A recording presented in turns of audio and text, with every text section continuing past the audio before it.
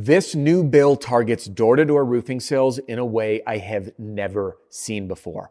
I'm going to break down 12 very shocking implications for this bill that are going to change the game if it gets passed. And although this bill is only in one state right now, what we are seeing is that this legislation can become case law. We saw massive regulatory changes and legal changes in Florida, which crept into Louisiana, which later crept into Minnesota, and now we are seeing this happen in Arkansas. I'm going to be breaking down House Bill 1308. At the time of this recording, it is March 17th at 12:04 Mountain Time. I have on my computer in front of me the Arkansas legislation state website open for HB 1308. This bill, it says House Amendment number 2 was read and adopted and the bill order engrossed. Now, I am not an attorney. I am not your attorney. This is not law yet. It will be voted on. But what we have seen is since January 29th of this year is when the bill was filed. They've done some readings. They've done some amendments. And as of this morning at 8:41 a.m.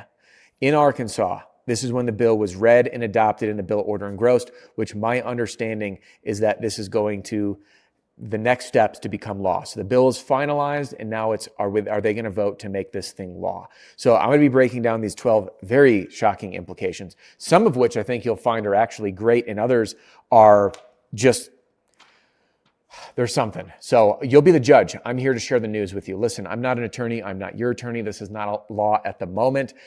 We still have a chance to put some input on this. If you go to the HB 1308 website, you'll see the lead sponsor and the other primary sponsor. You can read their bios. Their contact information is in the bill.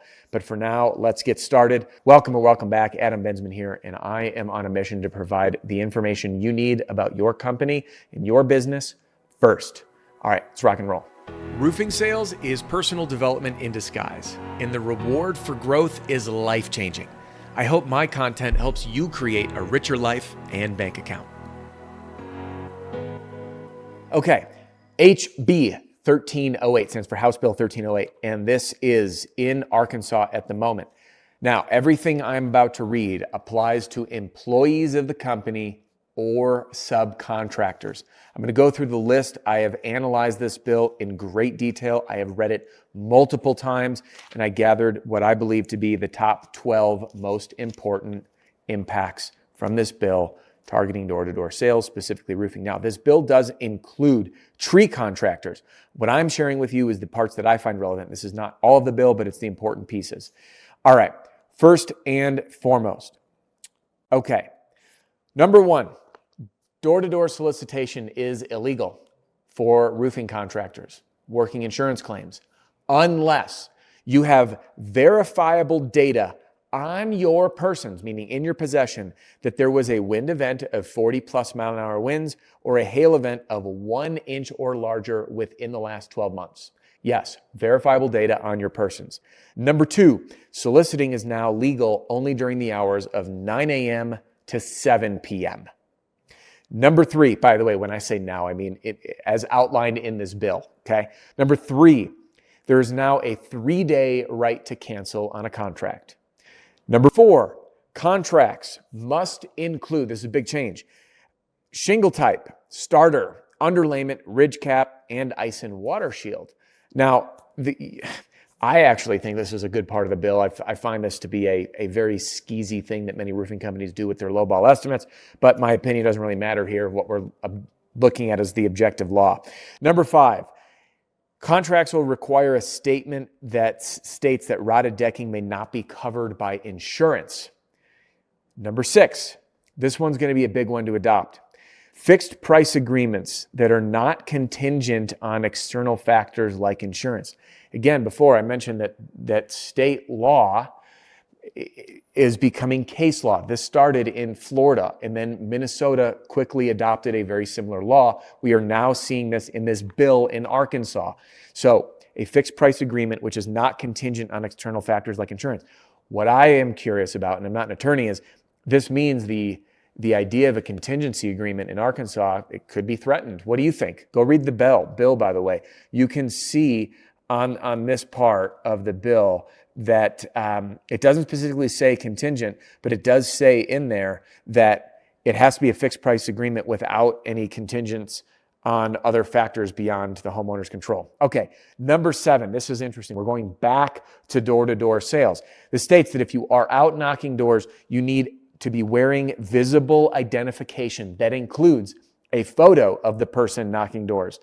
Number 2, their first and last name. Number 3, the company name that they represent. And then number 4, the license or registration number of that company. Okay? All right, so in other words, if this bill does come into law, you will need a visible ID, photo, name, company name, license, as well as on your person, verifiable data saying that the area you are knocking doors has had a wind event or hail event within the last 12 months. You can only be knocking between 9 and 7. All right, now, number 8. This is where I think things are actually getting good. In my opinion, but again, my opinion doesn't really matter. It's objective on what we're looking at in this law, but you can be the judge. Number 8 is you cannot offer or encourage an insured to represent to their insurance company that they paid their deductible when they didn't.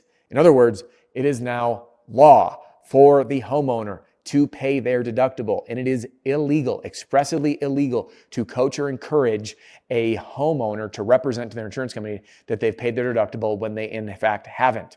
Which brings me to number 9. An insurance deductible cannot be covered by a rebate, credit, coupon, or similar financial incentive. Again, we saw this happen in Florida, but there's one little nuance in this bill that Florida doesn't have, because in Florida, you cannot pay referral rewards.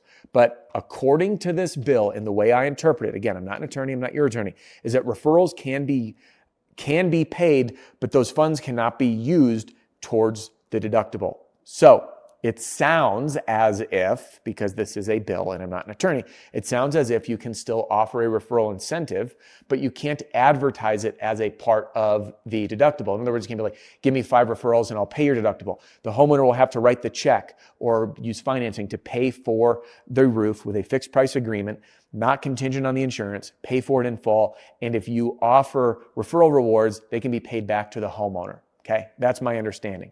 All right. So again, number 10, it requires that the homeowner pay their deductible. I kind of absorbed that in number 9.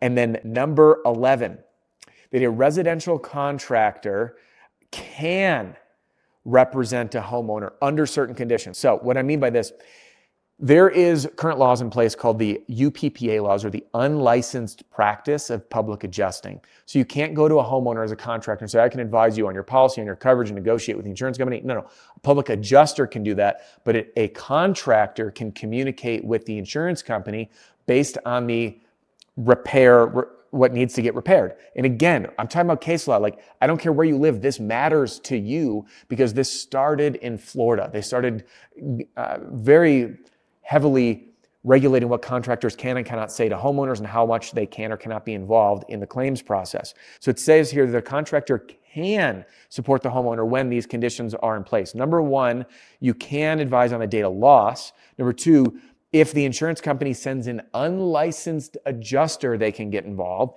And number 3, if the insurance company denies documented damage, or number 5, these aren't numbers, this is just from my notes, fails to include items in the scope of law. So let's say by law, there should be ice and water shield or something.